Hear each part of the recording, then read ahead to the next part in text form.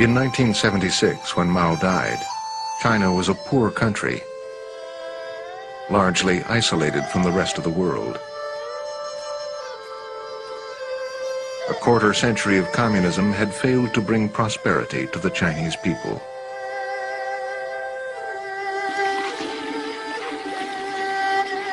Mao's vision of the path to communism had been one of continual revolution. He had interrupted periods of growth and calm with one turbulent political campaign after another. In the last decade of his rule, he had launched the Cultural Revolution and brought China to disaster. Mao's most fanatic supporters, millions of teenage Red Guards, followed his orders to attack their teachers, intellectuals, Communist Party officials, even their own families. Few escaped the violence.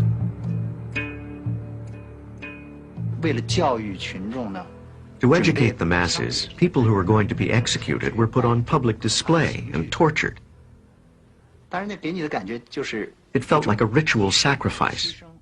You were the goat put on the altar. I was the main target, and my father and brother were brought to watch. I could hear people shouting, "Shoot him." The pain from seeing my father below was deeper than any physical pain I suffered. During this period, Mao's wife, Jiang Qing, and 3 of her colleagues, later called the Gang of Four, gained great power.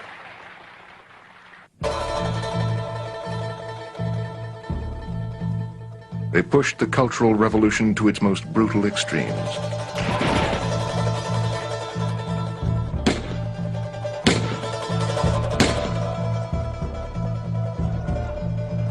When Mao saw that China was on the brink of civil war, he turned on the Red Guards. He ordered them to leave their homes in the cities and move to the countryside to be educated by the peasants.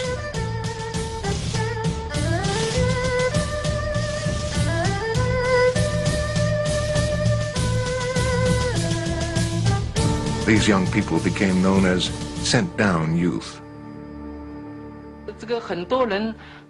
Many people were shocked after they got to northern Anhui and saw what it was like. There was nothing there except a few grass huts. The people ate sorghum that was hard as iron. It was awful. We really didn't want to be assigned there for the rest of our lives.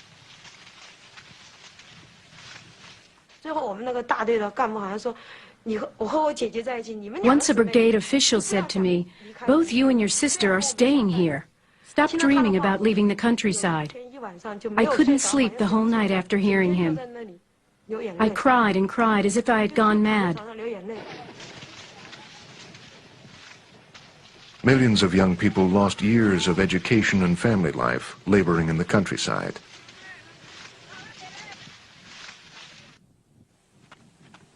By the time of Mao's death, many were relieved.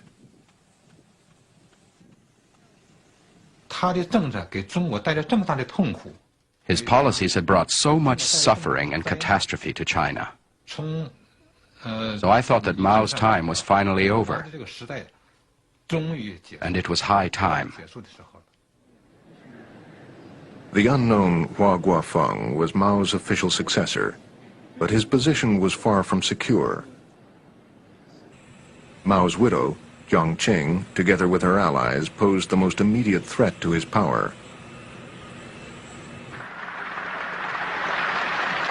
Less than a month after Mao's death, in a move that thrilled the country, Hua Guofeng arrested the Gang of Four.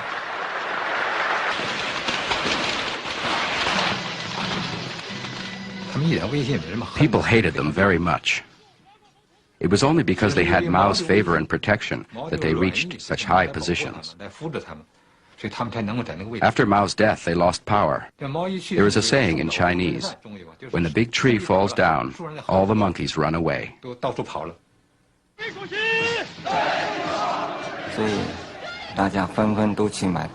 People went to buy crabs. They bought one female crab, which symbolized Jiangqing, and 3 male ones, which symbolized the rest of the Gang of 4.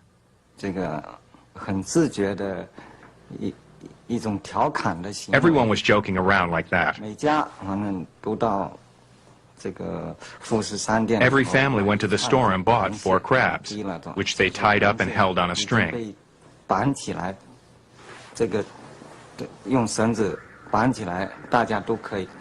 They would wave the crabs at friends to say hello. And then they took the crabs home and cooked them. We Chinese called this our second liberation. Everyone was really happy about it.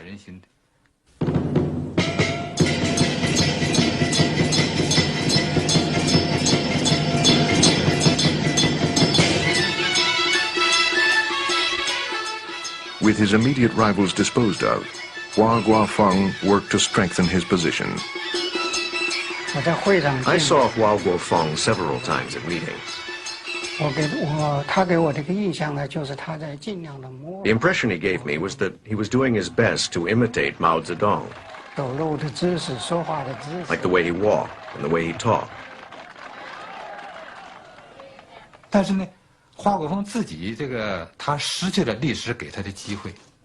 Hua had an historic opportunity,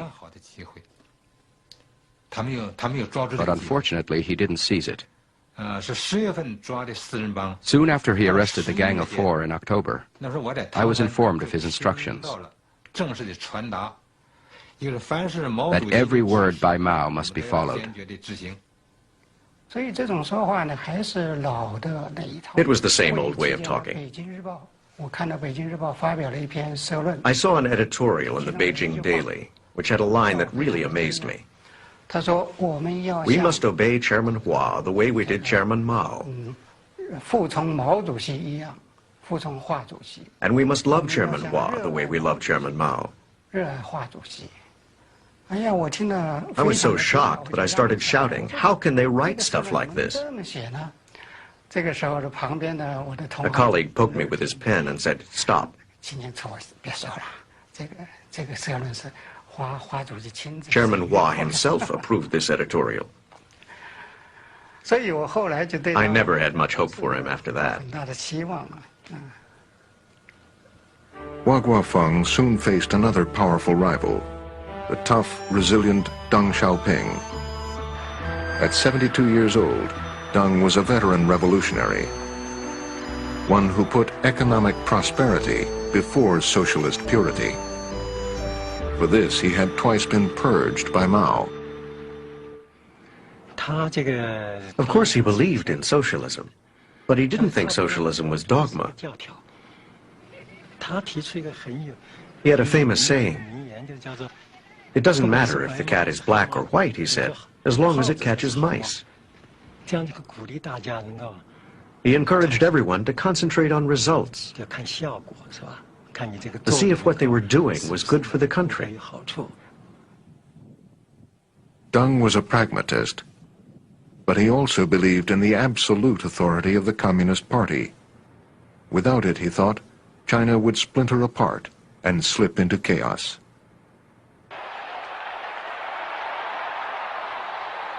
Deng appeared in public for the first time since Mao's death in July 1977 at a soccer match in Beijing. The venue was symbolic. In this stadium, the Gang of 4 had led thousands in rallies against him during the Cultural Revolution. Deng moved skillfully to consolidate his power. His first step was to mobilize the party to exonerate the millions of people like himself who had been attacked during the Cultural Revolution. Ge Yang had spent 22 years in exile and labor camps.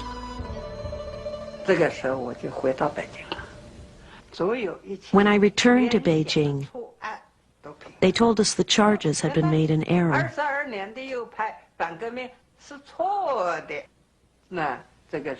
My God, For those 22 years, I was a rightist and a counter-revolutionary, and it was all a mistake.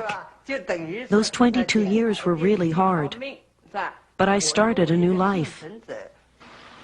The problem was whether you could cooperate with the people who had attacked you. We returned to our old jobs with the same old people.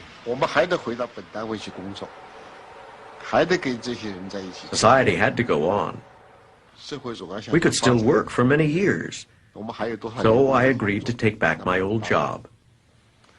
I had no choice.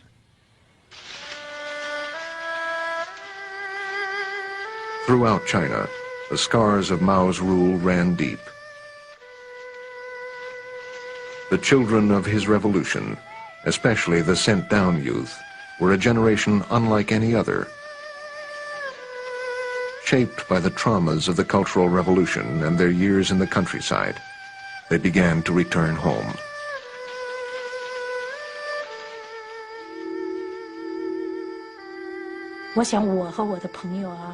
My friends and I did not know what to believe.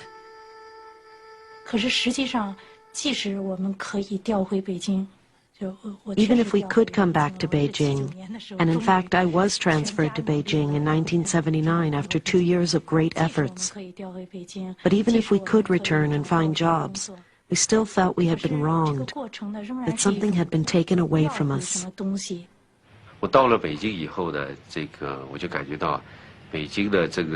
I came to Beijing, I felt that the city was full of profound changes. Everyone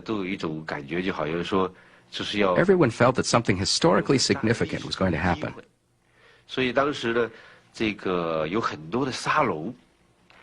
Quite a few salons sprang up, where people talked about politics.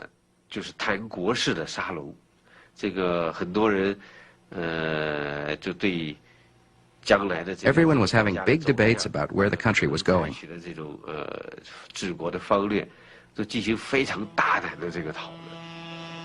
In the autumn of 1978, the debate spilled onto the street, to an area in western Beijing which became known as Democracy Wall. People came and pasted up writings, articles, and poems. They wanted to express their anger and sorrow about the Cultural Revolution, and to understand how such a catastrophe could have engulfed the country.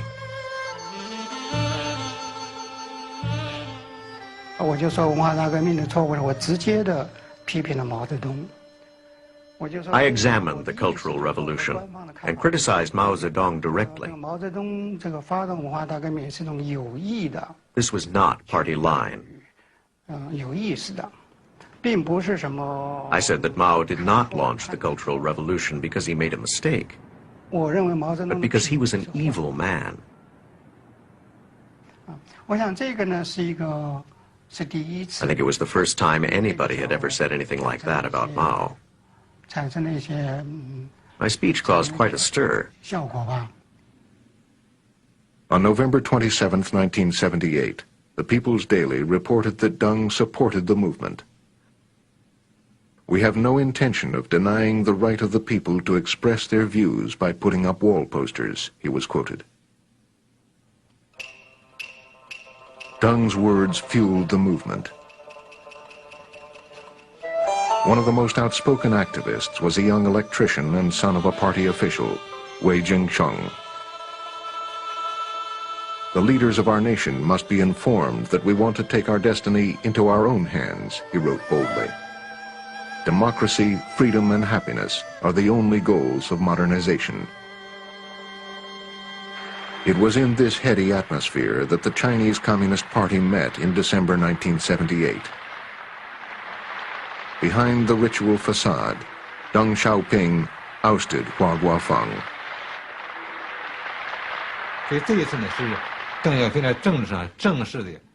It was at the third meeting of the Congress that Deng established his political power.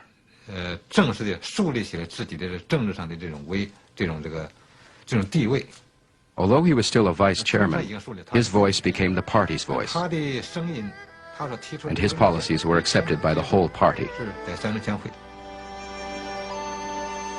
Deng Xiaoping, was now the most powerful man in China.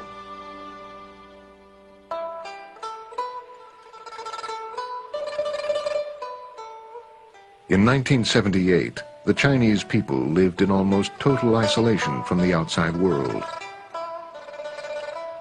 For nearly 3 decades under Mao, international relations, especially with America, had been cold and often hostile.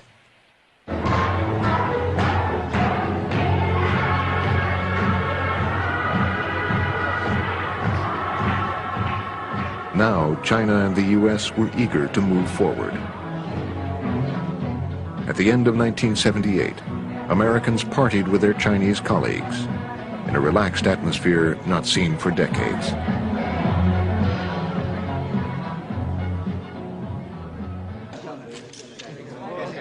Under Deng Xiaoping, negotiations for full diplomatic relations were swift. On January 1st, 1979, Ambassador Leonard Woodcock welcomed Deng to the American embassy to celebrate the new relationship.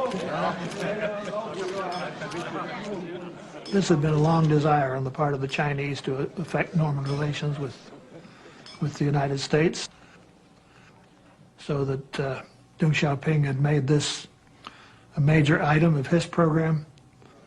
He was extremely happy. All the Chinese were.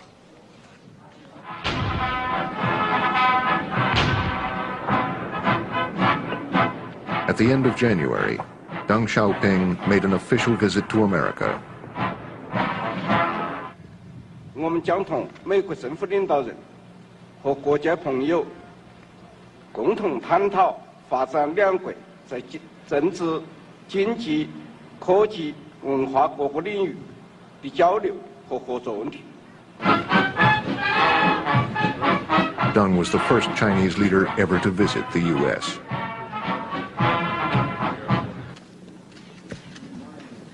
One of the places he wanted to go was the Space Center in Houston. Welcome to the training facilities of the astronauts. Because he has a very curious mind, and he was most anxious to see all he could see. And then they asked him if he'd like to get in the simulator where he'd manipulate the controls. It was as though he in fact was in a spaceship bringing it in to a landing. 200 feet. 100 feet. And the gear are now coming down. And he was so fascinated by that. They had trouble getting him out, and he just wouldn't move because he was so fascinated with it. 40 feet. 20 feet, friend. Deng Xiaoping knew how to live. Deng loved these activities and was happy to go to them. He had a sense of humor. For example, when we went to the rodeo in Texas, everyone was given a hat. Deng got a kick out of wearing it.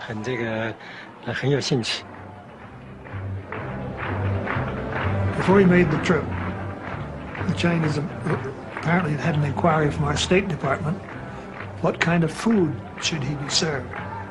And the answer that they got was a cautious diplomatic bland food. So the State Department made a decision, there's no blander food than veal. So at the state dinner he got veal, at every dinner he went to he got veal. When we got to Atlanta, and Governor Busby, then the governor of Georgia, said to him, "Is there anything about the United States that particularly impresses you, Mr. Vice Premier?" He growled, "Yes, veal at every meal."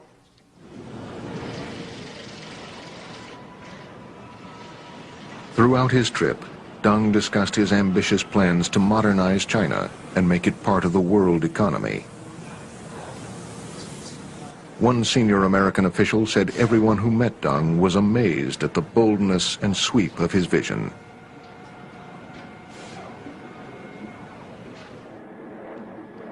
But Deng's vision did not include political tolerance. By the time he returned to China in February, the Democracy Wall movement had spread to other cities. Posters at the wall began to make serious criticisms of the Communist Party. When activist Wei Jingsheng warned that Deng was becoming a dictator, Deng ordered Wei arrested.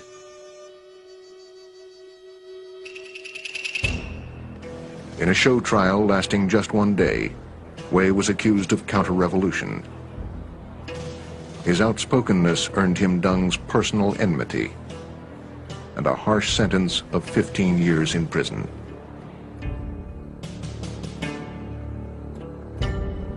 Liu Qing was arrested for handing out copies of the transcript of Wei's trial.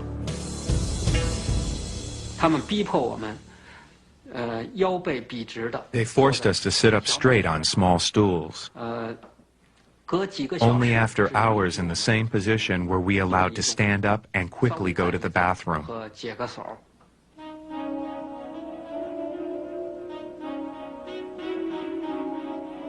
For more than 4 years, I was a vegetable. Except for breathing, they restricted me from moving any part of my body.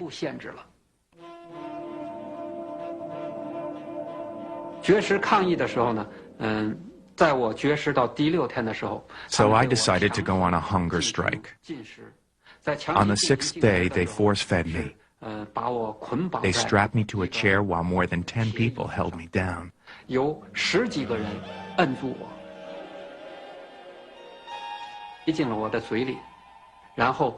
They squeezed my throat, so I had to open my mouth to breathe. Then they twisted an iron thing into my mouth. It split the corners of my mouth open. Then they used pincers to pull my tongue forward and forced a tube down my throat. They stuffed liquid food into the tube. Food, water, and blood mixed together and went into my stomach. After I had been through all that, I understood the Communist Party better. I wanted to die before, but after this I felt I must survive, to let the world know what had happened.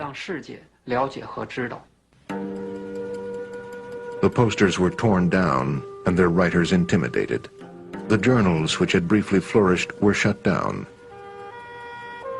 One young poet dared to pin a final tribute on the wall. My friend, parting time is pending. Farewell, democracy wall. What can I say to you? Should I speak of spring's frigidity? Should I say you are like the withered winter sweet? No. I should instead talk of happiness, tomorrow's happiness. Of pure orchid skies, of golden flowers, of a child's bright eyes. We ought to part with dignity. Don't you agree?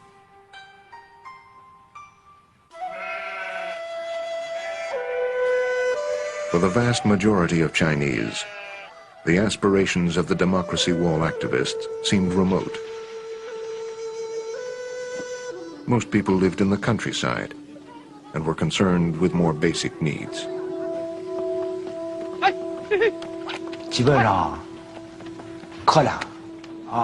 Life was extremely difficult. We had nothing but coarse grain to fill our stomachs, and we barely survived.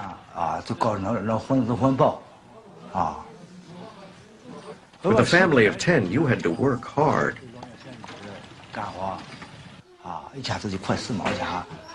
We only had a few cents to live on.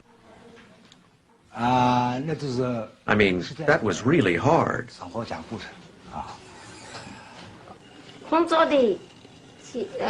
We had to go to work very early in the morning.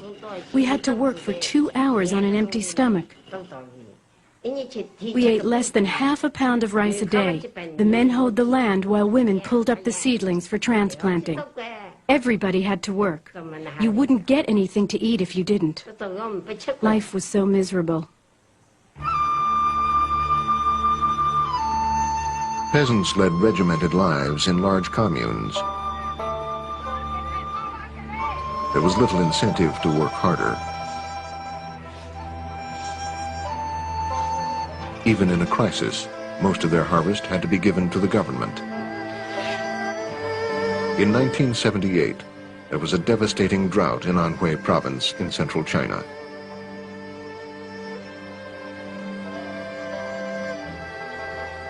Facing starvation, peasants in one village took a bold step. They stopped communal farming and divided the land among the families.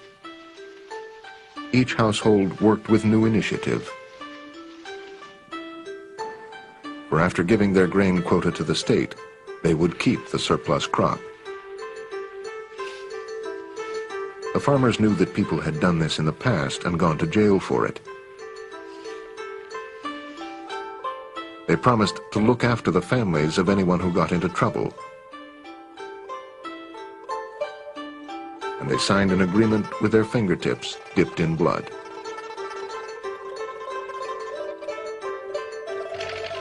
The risk was worth taking because that year they ate. Local officials sent a representative to Beijing to ask for permission to continue. In July 1979, an old man, Guo Chun-yi, came to Beijing. First he went to the People's Daily, but nobody dared see him. Then he went to the China News Agency, but still no one dared see him. I heard about him and invited him to my group. When he spoke, he stressed that he was pleading for the peasants. I was very moved. The household responsibility system caused a great debate inside the party. Some senior leaders thought it would upset the whole communist system, but others firmly supported it. They saw it as the only solution to the poverty in China's countryside.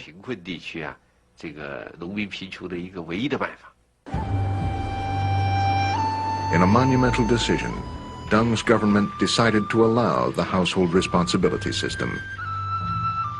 Soon after, they disbanded the communes, the main means of communist organization and control in the countryside.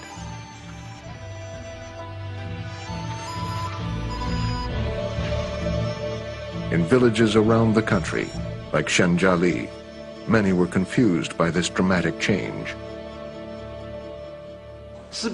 Was this socialism? Was our country still socialist?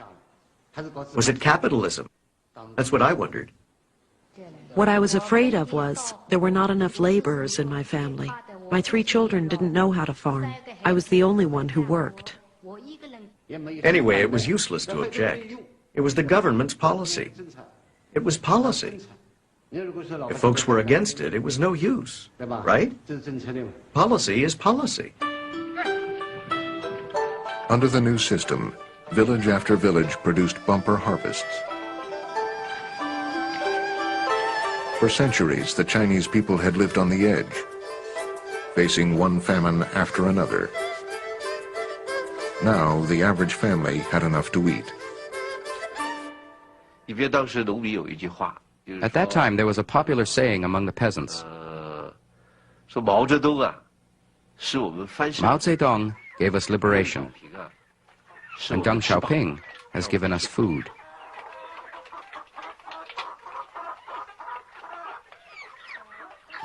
Deng wanted to do more than give people food. He wanted to make China a world economic power, to open the entire country to market forces. Working closely with him were innovative leaders Hu Yaobang and Zhao Ziyang. Hu Yaobang was Deng's second in command. He had impeccable revolutionary credentials. He had been on the long march with Mao and Deng. Like Deng, he suffered in the Cultural Revolution. Some joked they were close because Hu was the only member of the Central Committee shorter than the 4'10" Deng. He was, as we say, a young, old official, because he was one of the youngest of the older generation. When he had a discussion, he treated others as equals. You could express different opinions and he wouldn't criticize you. He was a good listener. Unlike Hu Yaobang, Zhao Ziyang was not a Red Army veteran, nor a Beijing insider. He had spent his career in the provinces, and he understood the economic realities of rural life. In 1980, Deng decided to use his experience and called him to Beijing.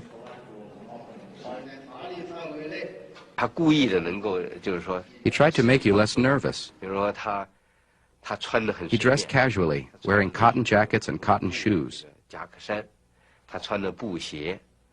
Sometimes when he sat on the sofa, he even took off his shoes and put his feet up, like a northern peasant. He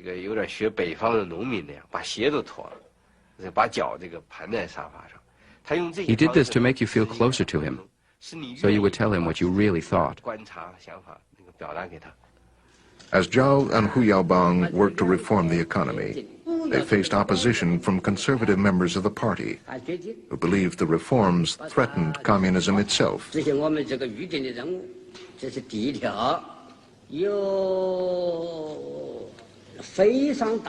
private inter-party meetings, Hu Yaobang and Zhao Ziyang argued their case with remarkable frankness.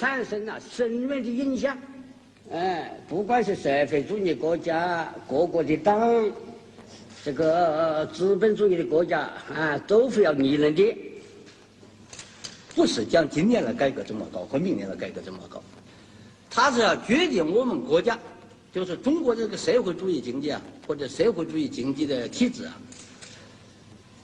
要集中来说一句话呢，就是什么模式我们今天要解决的问题是中国经济、社会主义经济的模式的问题，搞一个纲领性的问题，这个模式的问题。处在第一线的领导人赵紫阳、胡耀邦 At the top level, Zhao and Hu Yaobang had to report to Deng. 邓小平来请示。从邓小 Deng 平角 thought, 度来讲， this is simple. 他觉得这个问题很 If 简 there 单 is a。political problem, I'll 如果 deal 有 with 什么 it. 政治上的困难，我在这里顶。 What are you guys afraid 你们 of? 怕什么？你们 Just 只管 go 往 ahead. 前走好了。 They launched a bold new plan of economic development, designed to attract foreign technology and foreign money. Deng Xiaoping authorized 4 special economic zones in the south, carefully placed near the booming economies of Hong Kong and Taiwan. The farming village of Shenzhen was one. The government brought in electricity, built roads, office buildings, and apartment blocks. They approved policies inconceivable under Mao. Foreign companies were welcomed with financial incentives. They were allowed to use capitalist business methods. For Chinese workers, wages in Shenzhen seemed fantastically high. From all over the south, people poured into the zones looking for jobs. Most people had to wait a year or two to get a job, but I got one just a month after I applied. It was hectic to start work right away because I was expecting a baby. But I couldn't miss this opportunity. Many people tried to get to Shenzhen, but not all of them made it here. If you worked full-time, you had a stable income and bonuses were good.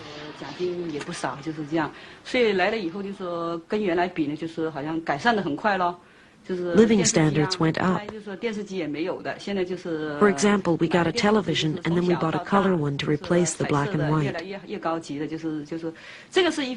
We followed the fashions and didn't want to fall behind. So the changes were dramatic. Economic growth spread throughout southern China.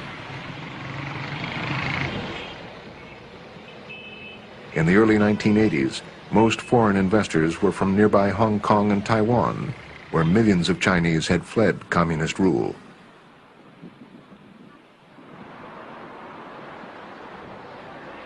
Hong Kong, the booming center of international business, was also one of the last remnants of British colonial rule.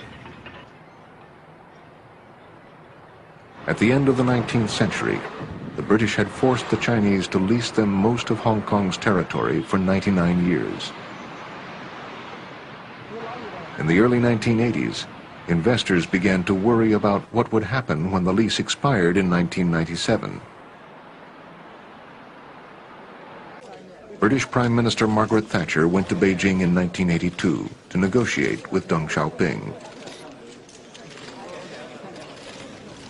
The Prime Minister spoke about the treaties, the Treaty of 1842 and the Treaty of 1860, which gave us certain areas of Hong Kong. And this didn't go down too well. Deng said that there could be no question of the Chinese allowing Britain to run the place. The Chinese government couldn't face its own people if that happened. He added that if there was trouble in Hong Kong before 1997, then perhaps the Chinese would have to move in before that.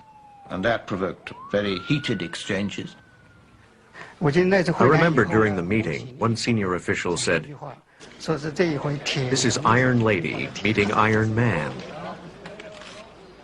In a way, each one was involuntarily impressed by the other. Deng wasn't accustomed to dealing with someone as tough as Mrs. Thatcher.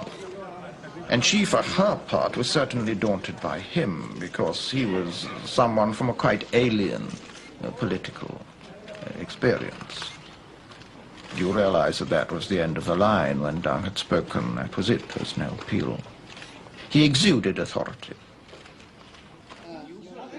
For months, in discussions fraught with profound cultural differences, the English and Chinese negotiated. It won't do anyone any good if this very flourishing Hong Kong that has been built up is destroyed. It's in China's interest to keep it. It's in investors' interest the world over to keep it. Above all, it's in the interest of the people of Hong Kong to keep it. Finally, Deng Xiaoping proposed the idea of one country, two systems, and broke the impasse. China would recover Hong Kong, but the territory would keep its capitalist economic system. In 1984, Mrs. Thatcher returned to Beijing to sign the joint declaration, the agreement which would return Hong Kong to China in 1997.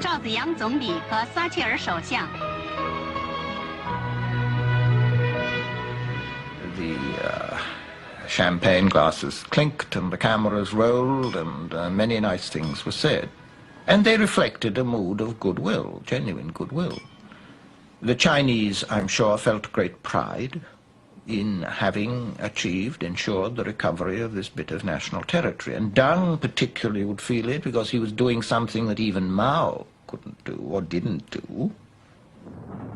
For the Chinese, Deng's recovery of Hong Kong erased the last humiliating legacy of 19th century colonialism.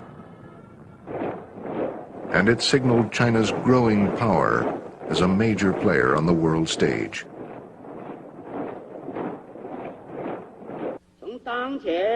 Conservatives in the party responded to Deng's successes with mixed feelings. The money-oriented lifestyles of Hong Kong and the special economic zones went against everything their revolution stood for.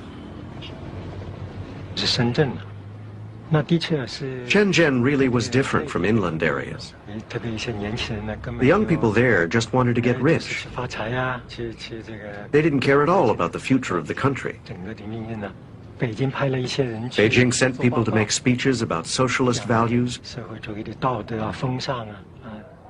but the young people wouldn't listen. They shouted that they wanted to ask questions, and they didn't want to listen to that stuff.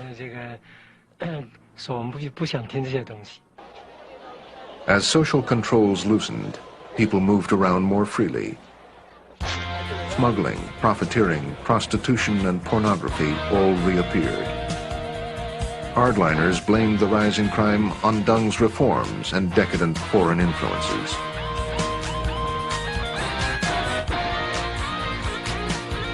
In 1983, Deng moved to appease the conservatives' anger. He allowed the first campaign of the post-Mao era, an assault on spiritual pollution. It came very fast, with a fierce start. This upset and frightened people. Some schools asked young students to take part in the campaign.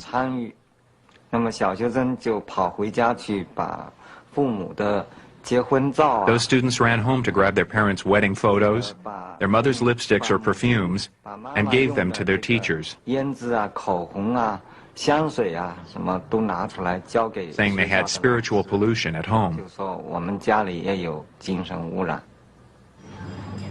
The focus on appearance was reminiscent of the Cultural Revolution. But now people found the targets absurd.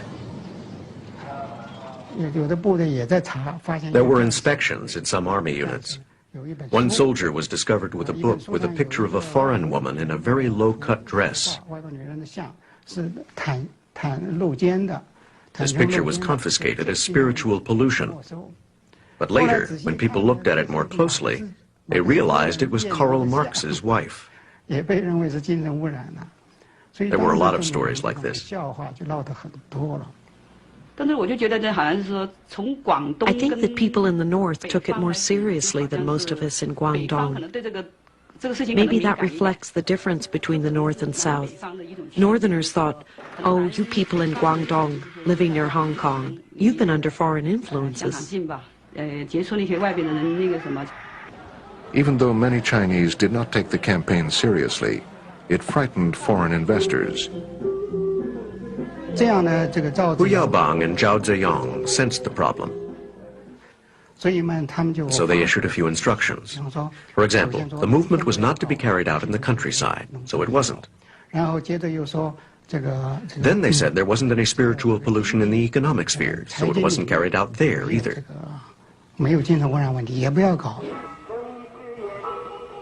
After a few months, the campaign fizzled out. The party redirected the movement to a major crackdown on crimes like smuggling.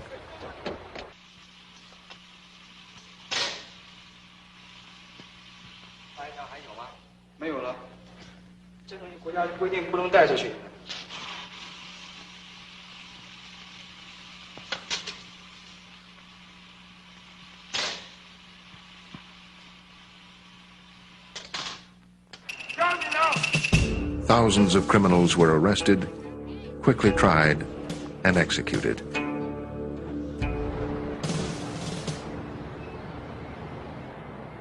In January 1984, Deng personally signaled that economic reform would continue. He traveled to the special economic zones in a highly publicized trip. He made up a joke which revealed how he felt. Karl Marx sits up in heaven and he's very powerful. He sees what we are doing with socialism, and he doesn't like it. So he's punished me by making me deaf. Deng was in fact deaf in one ear, but his point was clear. His reforms looked far more capitalist than Marxist.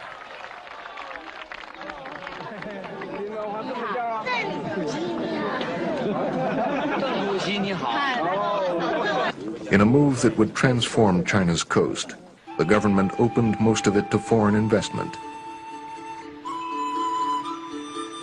And 14 more cities were designated freewheeling special economic zones.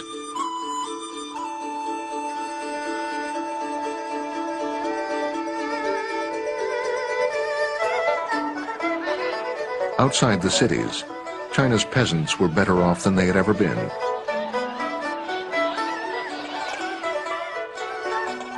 By the mid-1980s, much of rural China was booming. Families farmed on their own. They earned cash selling their surplus produce.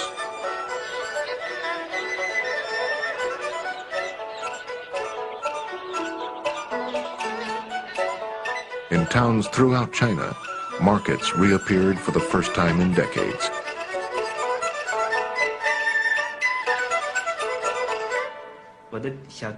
My youngest brother graduated from junior high. One day during summer vacation, he came home and said, "I'm going to the market to sell vegetables tomorrow." We said, "Are you kidding? How will you do it? Won't you be embarrassed?" When I came home in the evening, I saw my brother coming back. He said, "I made more than $3 today." I couldn't believe he had made so much money. The entrepreneurial spirit seemed to have caught everyone. Families built up their own private sidelines to earn extra cash.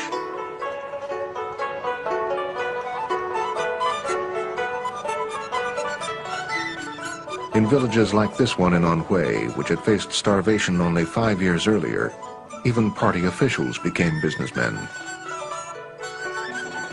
They set up small collective factories.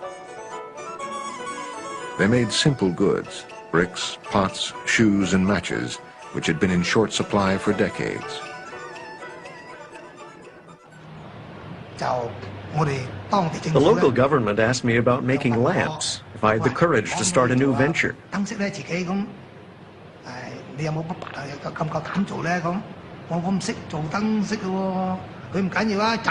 I didn't know anything about this kind of work, but the government told me not to worry. They said that the responsibility would be taken collectively. So I thought, why not? I threw myself into it. At the beginning, we concentrated on small lamps, just for the domestic market. Not for export overseas. The rural factories began to fuel the national economy, with growth rates of more than 20% a year. And they provided jobs for the peasants, allowing them to earn more money than they had ever dreamed.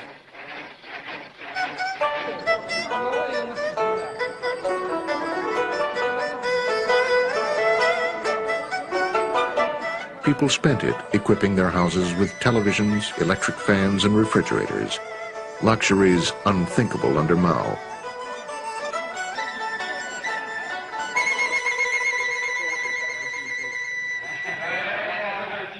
With their new prosperity, villagers had leisure time to look beyond their immediate needs.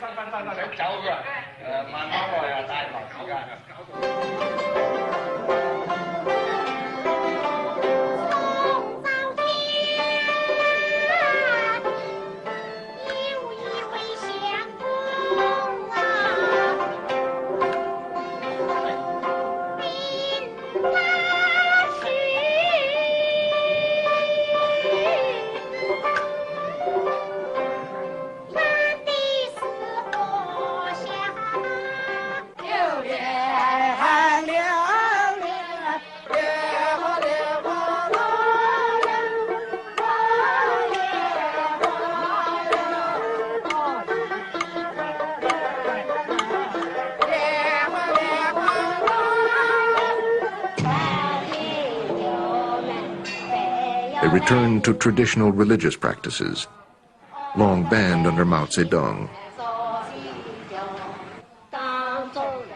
They worshipped Buddha as well as local deities.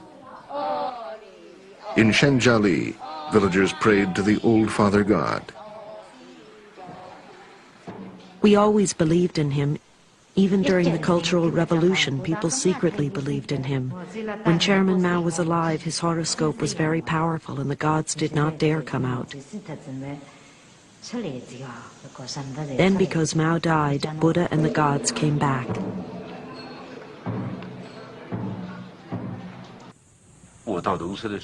When I went to the countryside, I really felt a sense of freedom. Under Mao, people had to work in the fields every day. If you wanted to visit relatives or friends, you had to ask for leave. Now they could use their time freely. It was like the end of slavery, the same feeling as if they had been freed from slavery.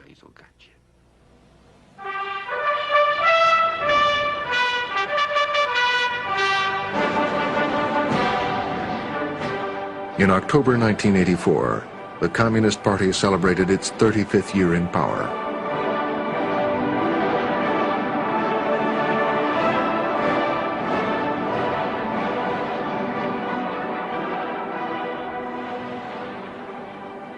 我们把进行社会主义现代化建设放在一切工作的首位。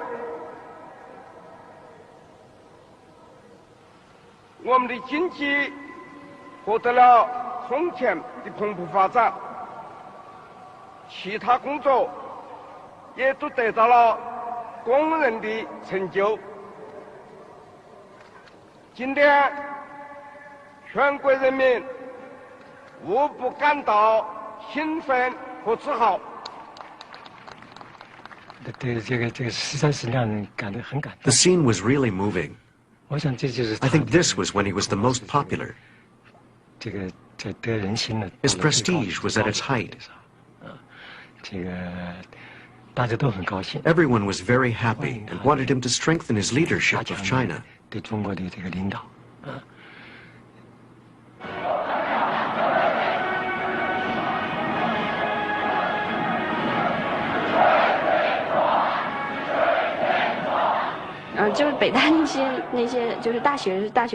When the students and faculty of Beijing University marched past, we saw a special banner that said, "Hello, Comrade Xiaoping."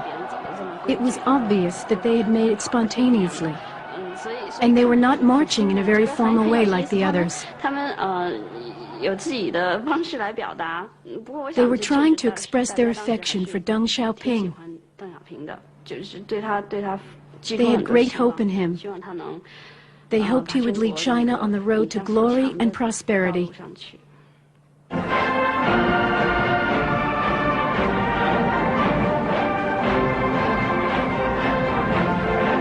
But the hopes of the young people were very different from Deng's. Before long, the soaring expectations he had created would turn into a nightmare, threatening not just his leadership, but the power of the party itself.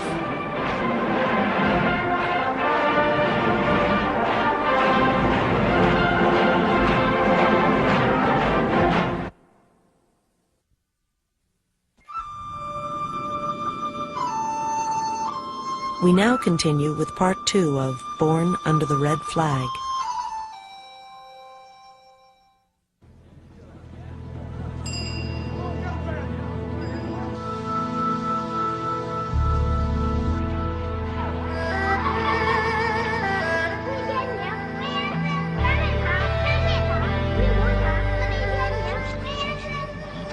From our first class in elementary school all through high school, we had political study all the time.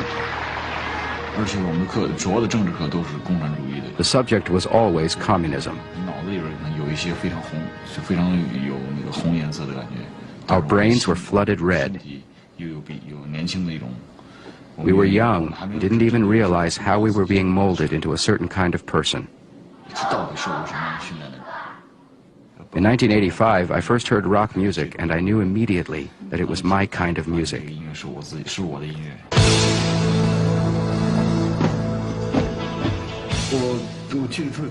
What I remember most clearly is when we made my second song, Nothing to My Name.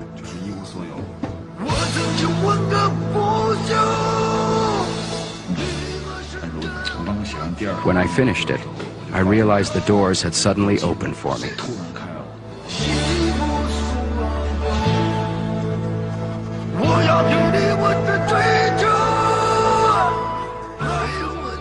The appearance of Sui Zhen was so fun, so fresh. His song, Nothing to My Name, reflected exactly how I felt.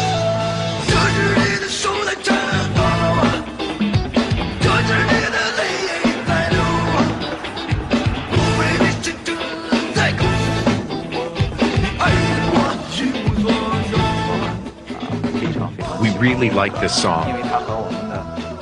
We could really identify with it. Every student was broke, and their parents didn't have anything either. All we had were our brains and our hands.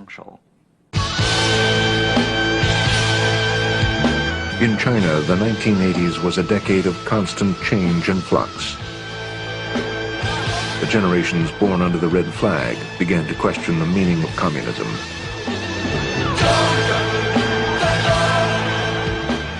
Like their parents and grandparents before them, they dreamed of political change and paid a heavy price.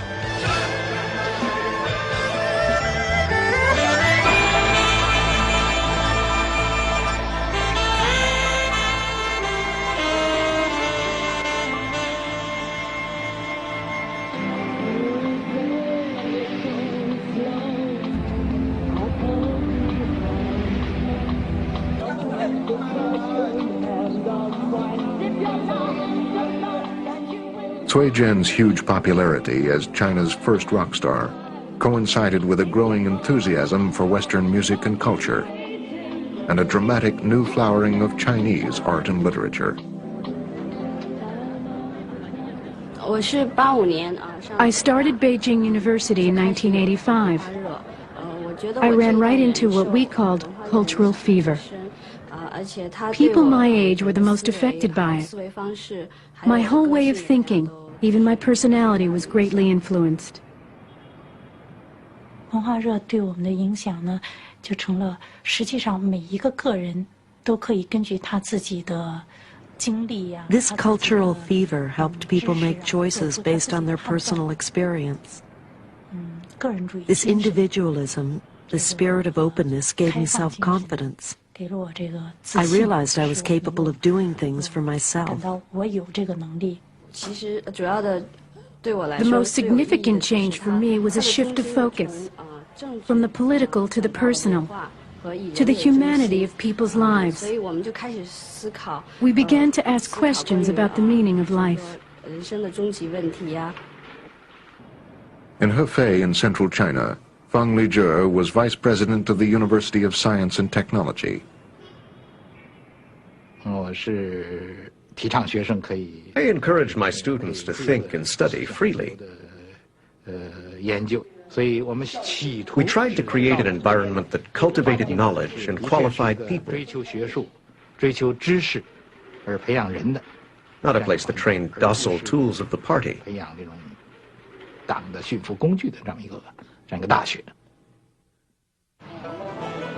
The atmosphere of openness at the university was so unusual and appealing that it attracted young people from all over China. Deng Xiaoping's heir apparent, Hu Yaobang, shared many concerns of the students and intellectuals. He too questioned communist dogma. More than any other leader, he seemed to be in touch with ordinary people.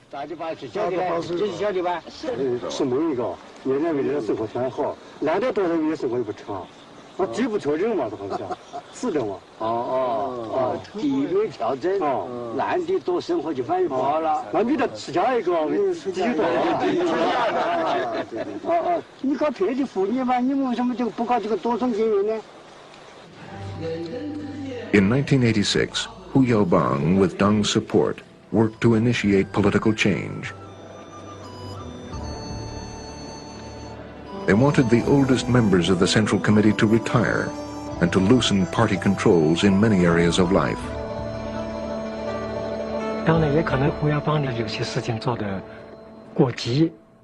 Maybe what Hu Yaobang did was too radical and went beyond what other people could accept. So he was opposed by many people, especially by the older veteran revolutionaries who were not used to these things. While Deng Xiaoping supported Hu Yaobang's efforts, he could not ignore the views of the party conservatives. Political reform was shelved. But on the nation's campuses, students were not satisfied. In December 1986 in Shanghai, Beijing, and Hefei, they held demonstrations. They demanded the right to nominate candidates in local elections. They wanted better conditions on campus and a say in the jobs they would be assigned for life. We were so eager to express ourselves, but we didn't have anywhere to air our views and feelings.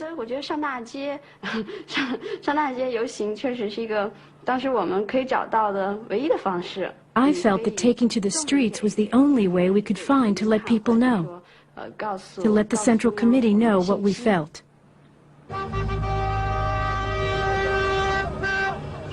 In Shanghai, 30,000 students marched, and they were joined by huge numbers of city residents. When students tried to sit in at Communist Party offices, clashes broke out with the police.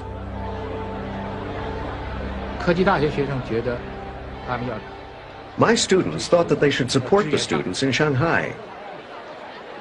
They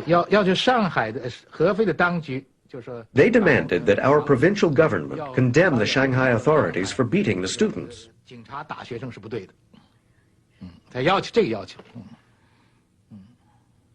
It was extremely dangerous to make such a demand.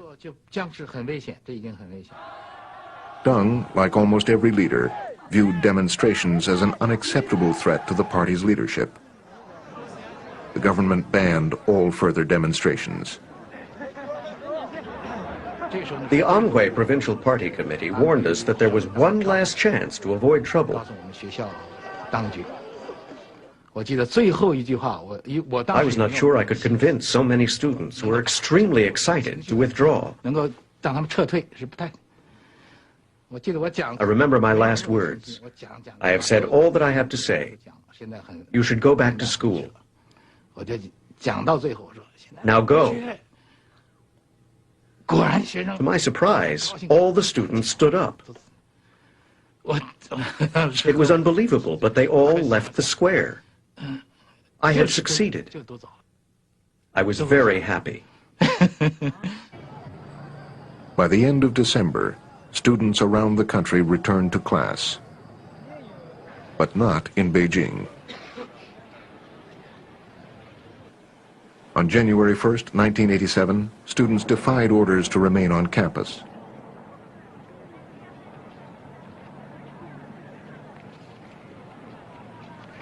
They marched to Tiananmen Square in the heart of Beijing. Police were ready for them.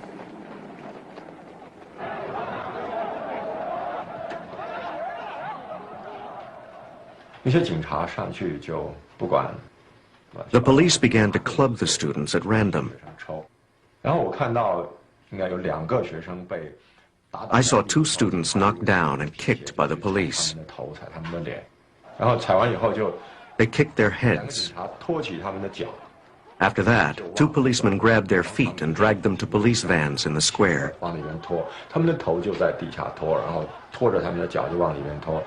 It looked like water had been poured onto the square on purpose. It was freezing, so the water became a sheet of ice, and it was easy to knock the students down with the clubs. Then they were dragged away.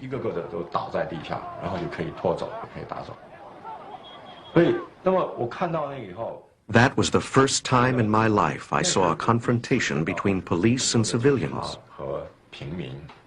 The first time in my whole life. Working quickly, Hu Yaobang prevented the conservatives from jailing the students. He ordered the young people bussed back to campus. Enraged hardliners struck back. It was rumored that there was a blacklist of intellectuals who would be punished. I was definitely one of them. I remember some of us were having dinner at Guiyang's one night.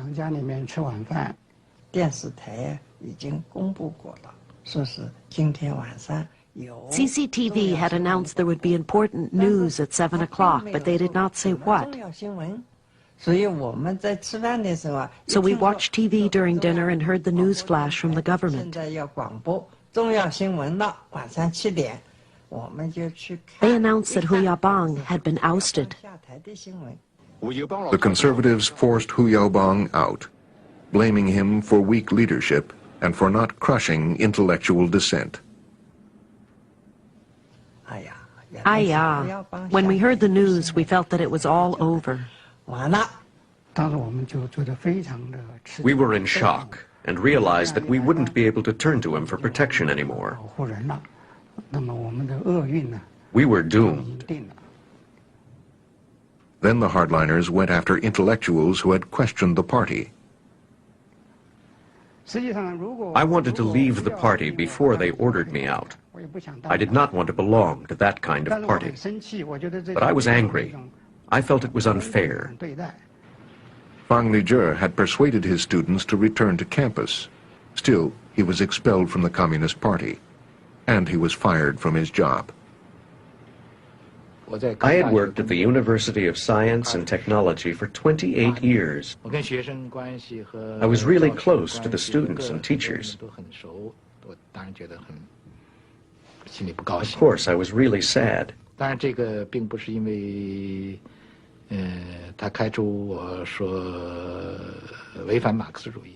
didn't care about being expelled from the party or being accused of being anti-Marxist. In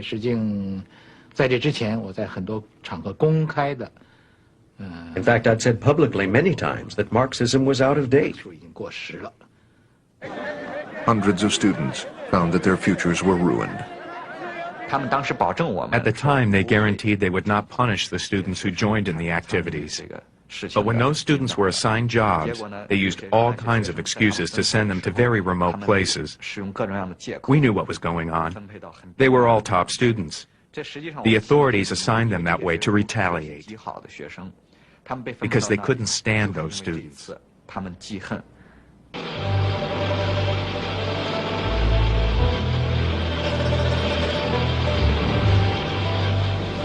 The party's other leading reformer, Zhao Ziyang, took over from Hu Yaobang. While the student movement had been silenced, Zhao had to deal with a growing number of social problems. China is about to enter into another baby boom period. In the 1960s and early 1970s, the population growth was very high in China. And the people who were born in those days are about to enter childbearing periods. The size of China's population was overwhelming. Nearly 1.2 billion people, almost 1/4 of all mankind. If the population continued to grow unchecked, the party feared it would be impossible to maintain social stability, to govern and feed so many people. In 1979, the party had started the one-child policy. Women who already had one child were made to use contraceptives. If they became pregnant again, they were pressured to have abortions.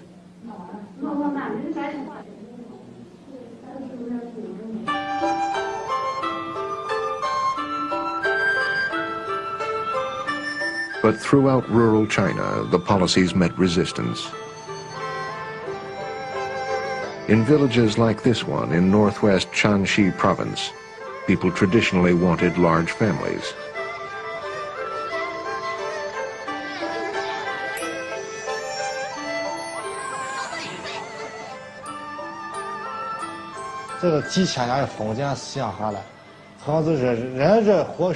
For thousands of years, people have wanted to have sons, to carry on the family name.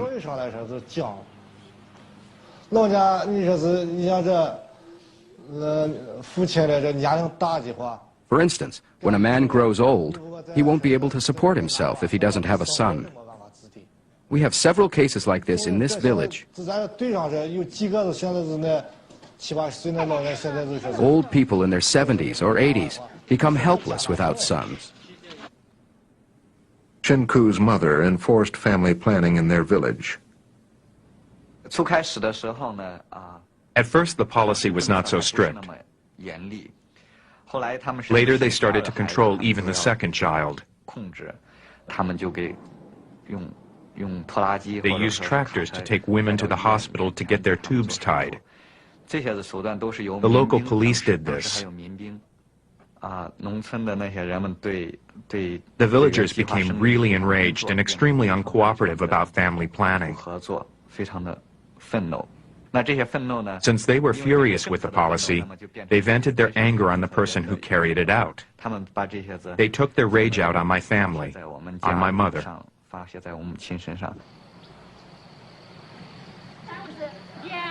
Women fled their villages to give birth in secret elsewhere. Others paid huge fines for violating the policy. I can't support the policy of family planning.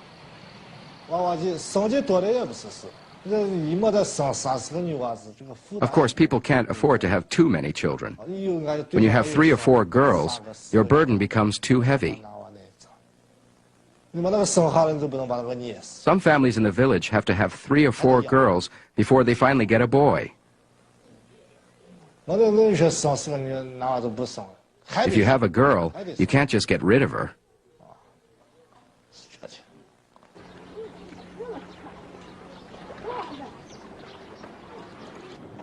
The government was powerful enough to control the most personal aspects of people's lives. Despite resistance, family planning policies cut population growth by almost half. But the huge size of the population remained a problem. Away from the coastal regions, the rural economic reforms produced new dilemmas. Village factories could not employ the millions of peasants freed from collective farming. When they proposed that I take 70% of my wages and leave, I said I would. Before they laid people off, 50 workers would inspect the same small amount of cloth. How could they pay so many people? So everyone was sent home, cut off like a knife. We felt that the economy along the south coast was growing, but it had nothing to do with us. Those southerners had special economic zones, and they were open to the outside world, while we northerners were still sealed off in small towns. We had no contact with the outside world. The party faced equally daunting problems in cities throughout China. Most people worked in vast state-run enterprises where they faced a subsistence life of numbing routine. In exchange, factories gave workers an iron rice bowl, a guaranteed job, housing, and benefits for life. These enterprises were inefficient, their benefits costly, and they often made products no one wanted. They were losing the government vast sums of money, but they were the backbone of communism. Zhao Ziyang asked a group of young economists to tackle the problem. The iron rice bowl was a common problem. It didn't matter if you worked well or badly. It didn't make a difference whether factories were efficient or profitable or not. And workers' salaries were all the same. So why should you work? It was very hard to fire a worker. The Public Security Bureau ordered managers to rehire workers, since they might create social unrest.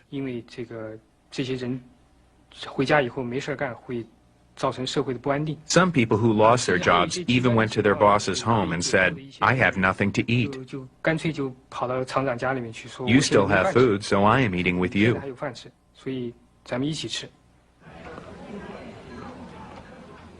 Few workers dared give up the security of their iron rice bowl. Nobody wanted to give up his job and jump into the sea, as the saying goes, which means doing business on your own. Not one of my friends had the guts to do so.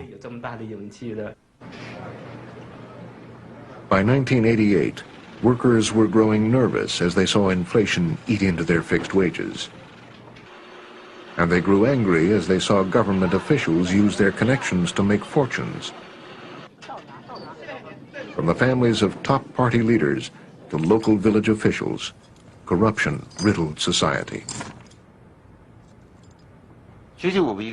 We were not sure what to do next. Our leaders were pretty frank about it. They admitted they were crossing the river by touching the stones. This means that if you want to cross the river but don't know how deep the water is, you have to feel for the stones every step you take. Otherwise, you may fall into deep water and drown.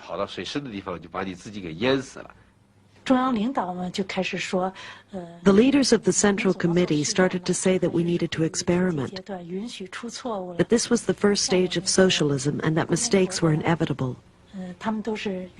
My in-laws, who were mid-level government officials and had worked for the party for decades, began to criticize Deng more openly and said that he had made a mess.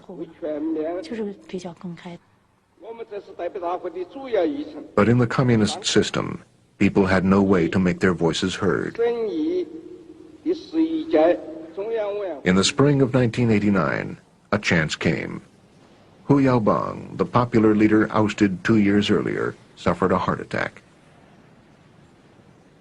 He died on April 15, 1989. When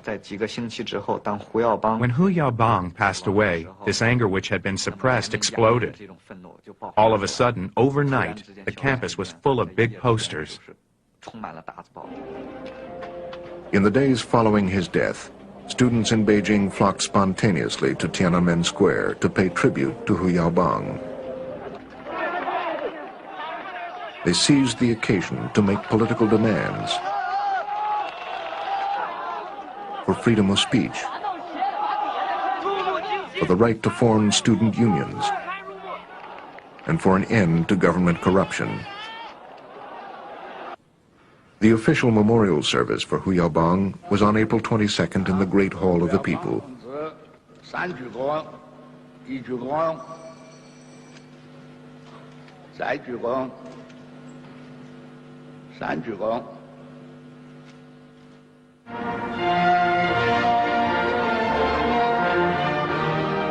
During the service, thousands of students waited outside.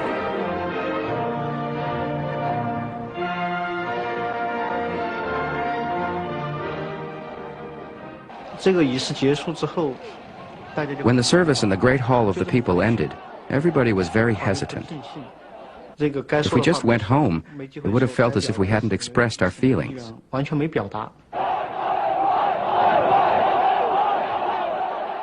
Zhou Yongjun and several other students were allowed through the police lines. They tried to give the government a petition with their demands.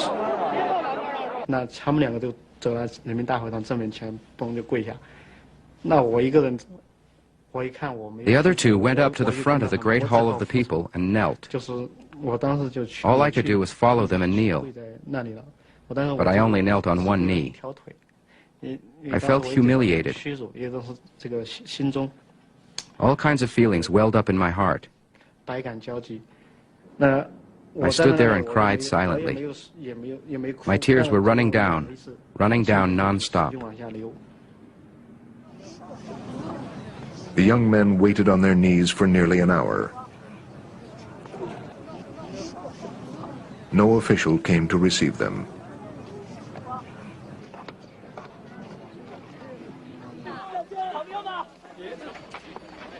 The emotional impact of the students kneeling in supplication to the government fueled more protests in the following days. But on April 26, 1989, in an editorial in the People's Daily, Deng warned the students to stop the demonstrations. He condemned their activities as turmoil.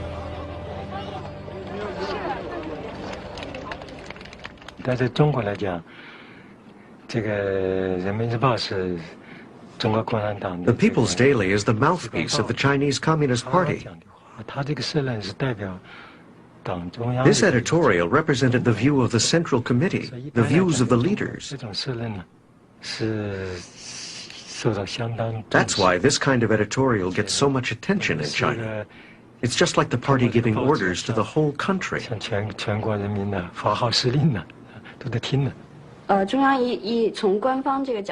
We were outraged when we learned that the Central Committee had labeled the student movement turmoil.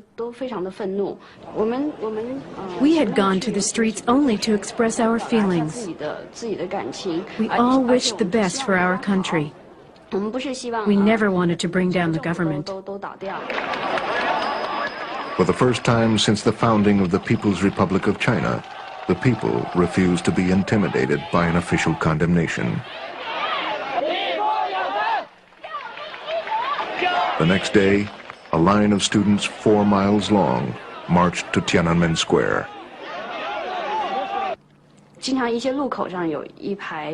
Often at the intersections, we were confronted by the police. But the students broke through each police line one by one.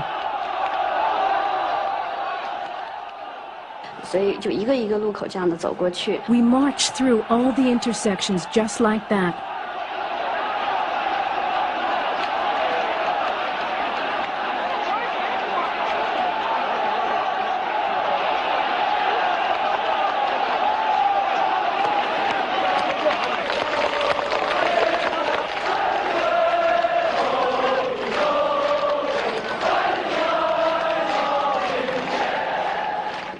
I remember that while we were marching on the overpass at Fuxingmen, I looked down at the streets below and saw the long, long lines of students. And I felt a special thrill in my heart. It was really fun. I felt that we had the support of the whole city.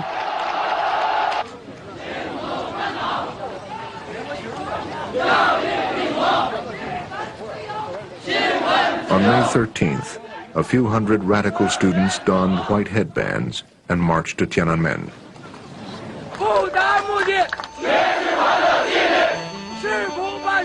They camped in the middle of the square and began a hunger strike. Thousands more students rallied around them. Images of the young people ready to die in protest transfixed the world. Soviet leader Mikhail Gorbachev was to arrive the next day on May 14th. The world press was in Beijing to cover the historic visit, marking the end of the long rift between the Soviet Union and China.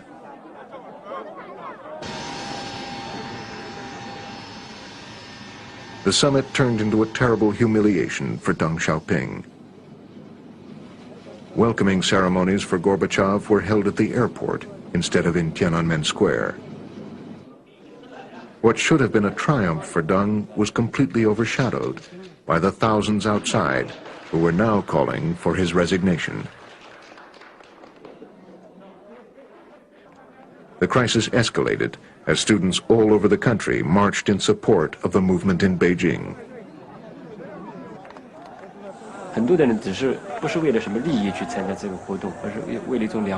People acted out of conscience.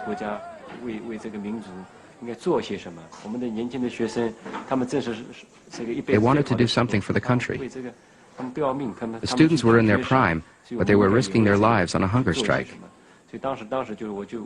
So we had to do something too. It was the most exciting time of my life.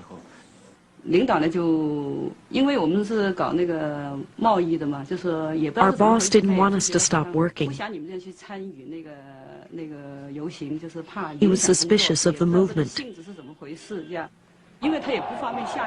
Since we weren't allowed to go downstairs, some of us threw money out of the window. Who knows if the students got it? We joked there was so much cash floating in the air, it looked as if it was snowing. Thousands of students from provincial cities poured into Beijing. By then, Beijing had become the center of a national movement. We had to stand together with Beijing and set up contacts. In Tiananmen Square, the student organizations were in chaos. It was because it was a spontaneous movement. Many students were enthusiastic after they got there, but they were not well organized.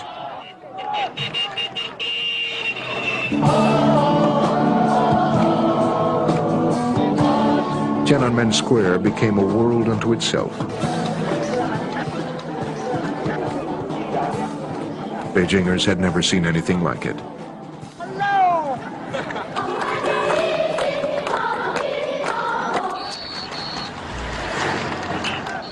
The entire city seemed to march in support of the students.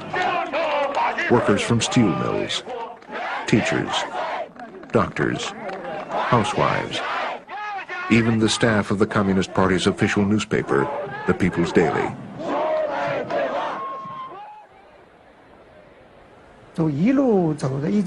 We walked to Tiananmen, where it was a sea of people.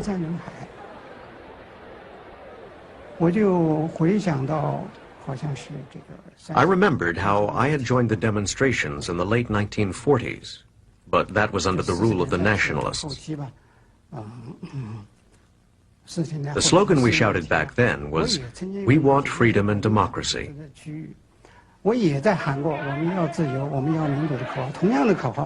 I thought, my goodness, after so many years, we've gone full circle, and now we're back, shouting the same slogan. By the middle of May, 3 weeks after Deng had condemned the demonstrations, the crisis was at a stalemate. Many students wanted to return to campus to try to negotiate with the government. But the radical students refused to leave. The government also was sharply divided over what to do. Zhao Ziyang indicated he wanted to negotiate.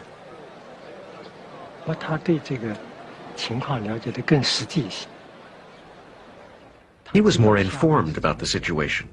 He knew what the students were thinking. He had many contacts with them.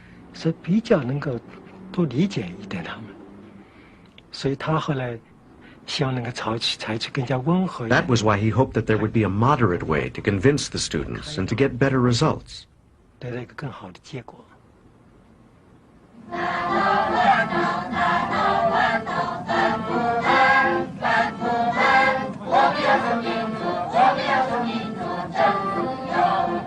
As the government watched, the crisis escalated even further.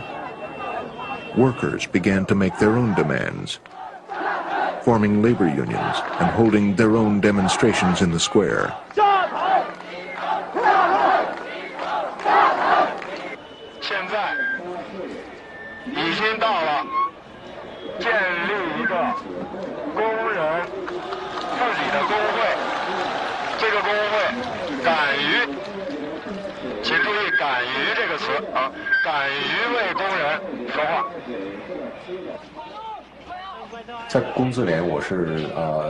We formed a standing committee for the Workers' Autonomous Union.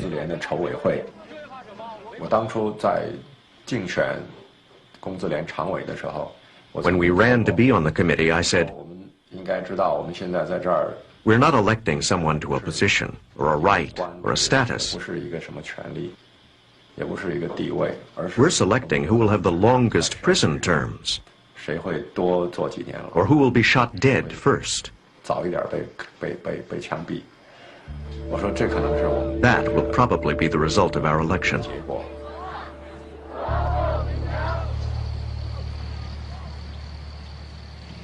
What seemed like a life or death crisis in Beijing meant little to the majority of the population who lived in the countryside.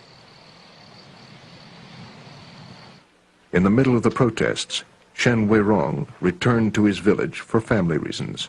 In villages like ours, the student movement did not mean a lot. My mother and my grandma did not care much about politics. They were only concerned about my well-being. I didn't agree with the student movement opposing Deng Xiaoping. It was only after Deng came to power that my son could go to college based on his own merits. Freedom and democracy were too far removed for them. They had no concept of such things. They'd say, "What kind of freedom do you want? You are in college. You can say and do anything you like. What more freedom do you want?" I could not communicate with them.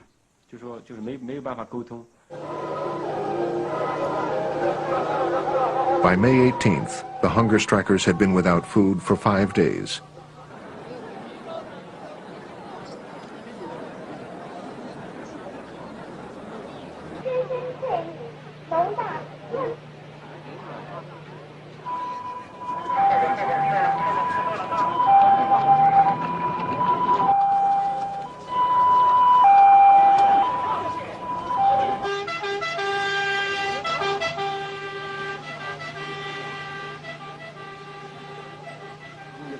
Finally, that day, the government invited student leaders to a meeting. 而且我也差不多讲了我的观点。如果你们认为你们自己在座的这些同志不能够完全左右他们的行动嘛，那我就是通过你们。那么我现在想提醒您，刚才说纠缠这个问题，我们学生提来只是从人道的立场上说解决这个问题。 While Wu Arkaishi was speaking, I watched Li Peng's face and saw him flush with anger. I think the students must have enjoyed seeing him so upset. I certainly did.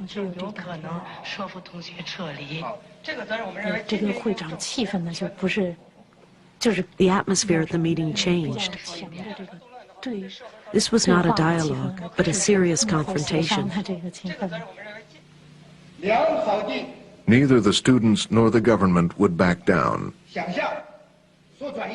And now the struggle between the reformers and the conservatives, which had racked the party for the last decade, came to a head.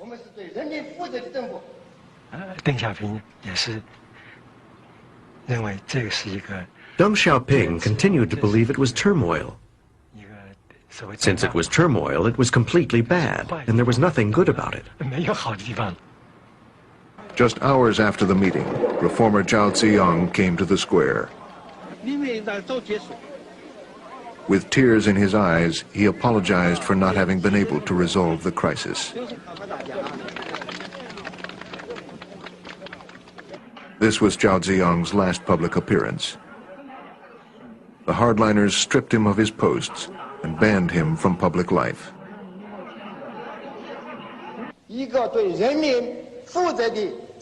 The next day, the government declared martial law.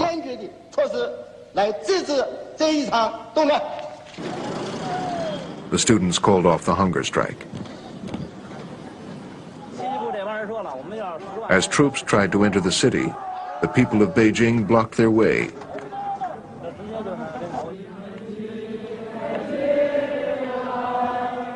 For 2 long weeks, they stopped the army from reaching Tiananmen Square.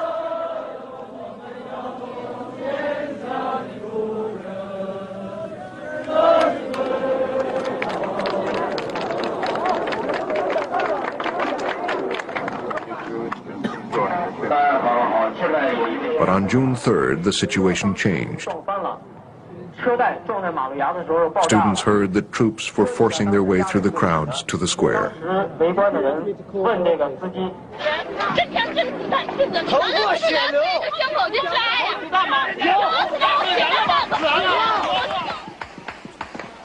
By evening, the citizens of Beijing were fighting pitched battles with the troops.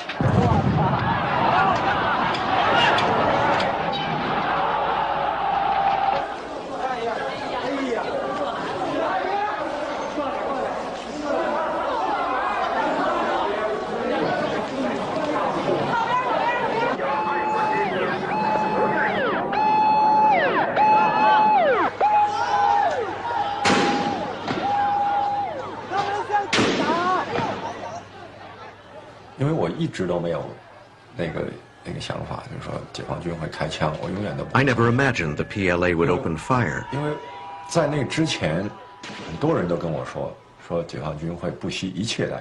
People told me the army would take control and would kill if necessary. I said I didn't believe it because I had been a soldier.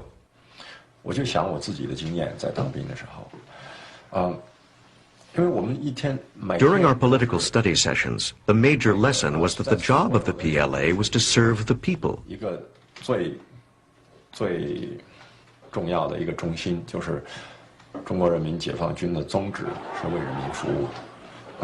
When I heard shots, I ran out and saw pink tracers all over the sky. I didn't know what to do. The only thing I knew was I should stay. But to do what? Wait for my death? Or fight back? I had no idea at all. The demonstrators who chose to remain gathered in the center of the square.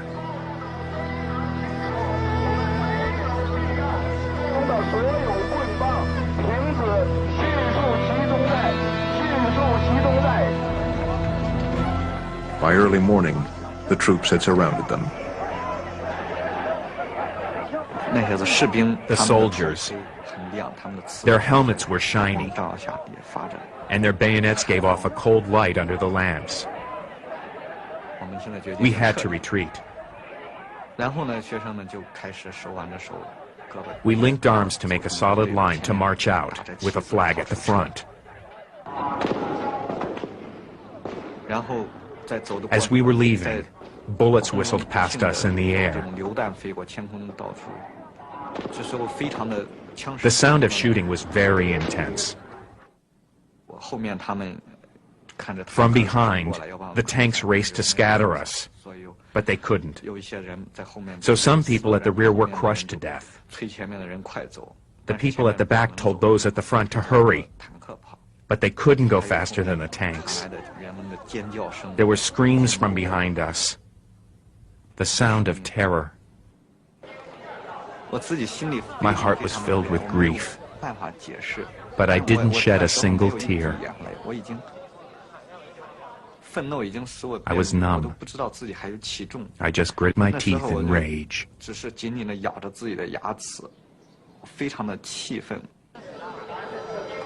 As the sun rose on the morning of June 4th, the students finally headed back to their homes. It is estimated that more than 200 people died that night. Most of the casualties were ordinary citizens, killed in the streets leading to the square. The government arrested thousands who had joined in the demonstrations. Many of the movement's young leaders fled abroad. A few chose to stay. They were sentenced to one prison term after another.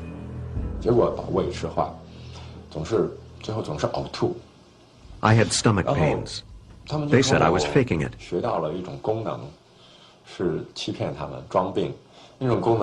They said I could control my stomach and make myself throw up.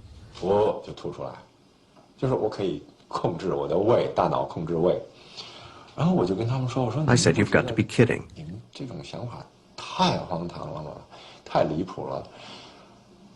But they didn't believe me.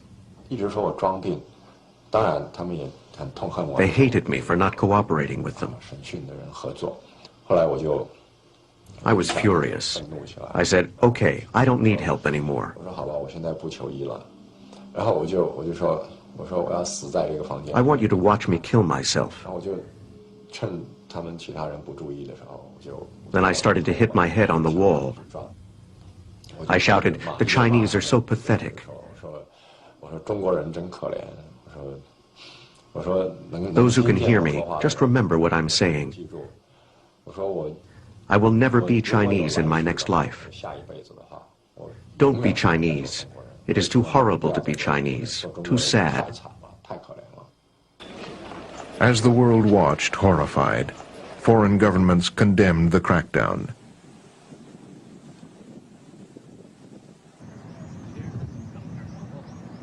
International businesses recalled their employees and scaled back their investments. Deng Xiaoping was unrepentant.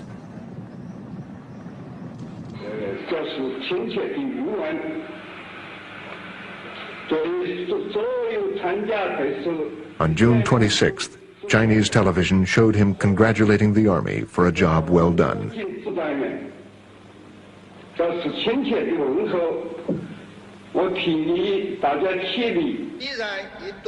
As 1989 came to a close, Deng and the rest of the party watched communism collapse in Eastern Europe and the Soviet Union. They held firm to their position. 事实证明，中国共产党和中国政府为平息动乱、暴乱所采取的决策和措施是正确的，是符合全国各处人民共同意愿和根本利益的。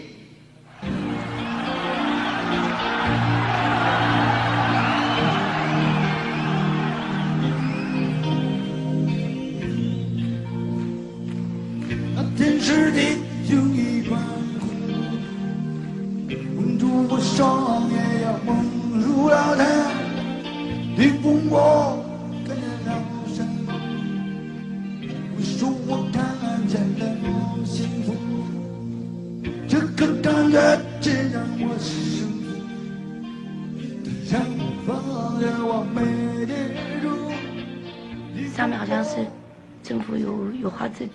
The government was nervous about the students who participated in the movement and thought they should be re-educated. I refused to be re-educated with the others. That's why I couldn't get a decent job. So I decided to try my luck in the South.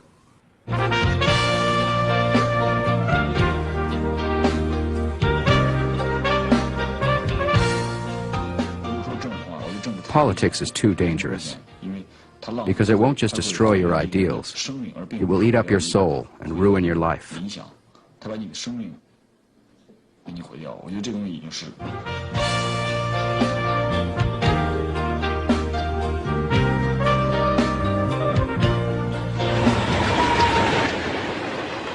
Political repression did not mean that Deng Xiaoping abandoned economic reform.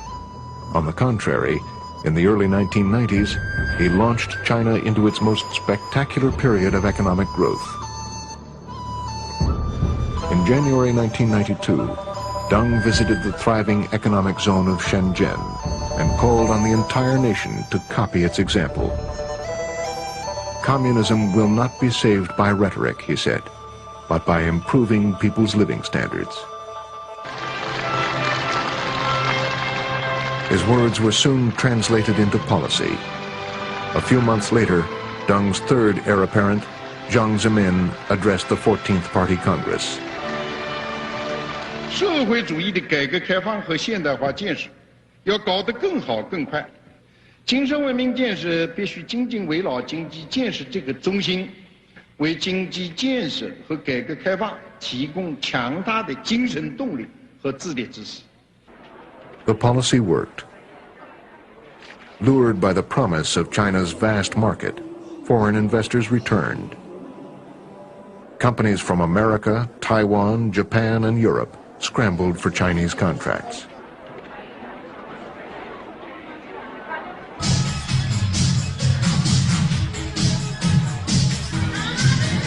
In the bright lights of the coastal cities, young people concentrated on money.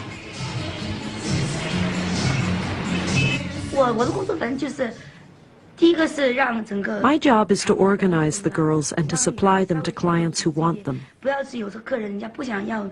I control that. I'll find clients whatever they want.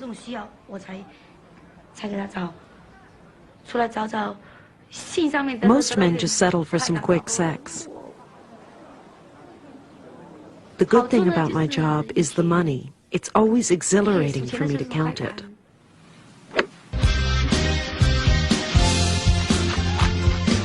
Communism began to produce its first millionaires.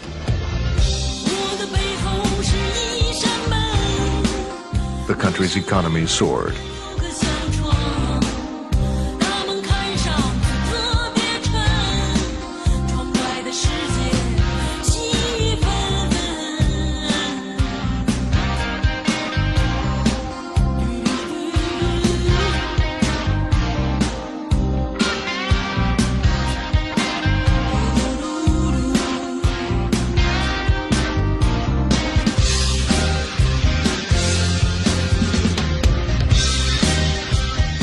The party's call to make money ignored the problems which had been mounting for the last decade.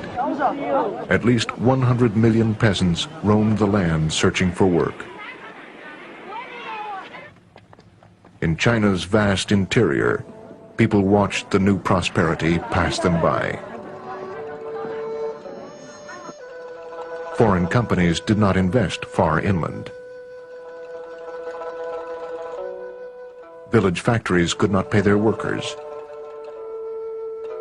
Peasants, long the base of the party's support, felt abandoned. We were hit by natural disasters. The irrigation system was damaged and nobody cared. We didn't have enough food.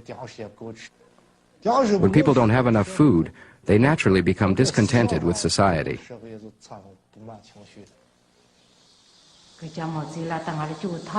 In Mao's time, our lives were so peaceful. Everyone was poor. Everyone had the same bitter life. Now there is a huge gap between rich and poor. The rich have villas and air conditioners, but very few are rich. For most people, life is hard. We need help from the government. Nobody pays any attention. But when it comes to collecting grain tax and money, they come.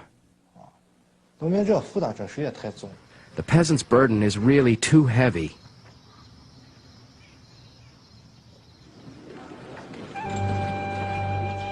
In February 1994, Deng appeared in public for the last time. At 90 years of age, he was finally too ill and frail to exercise power.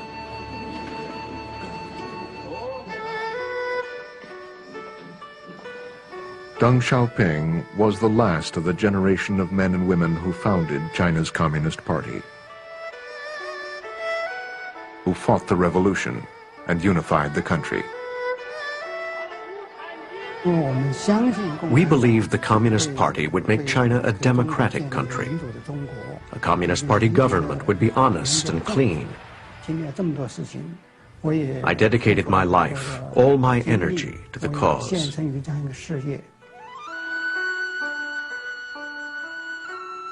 Under the communist leadership, the Chinese people built a strong, more prosperous nation.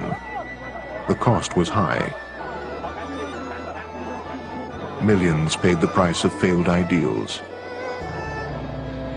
of a brutal, outmoded communism, and a harsh new capitalism.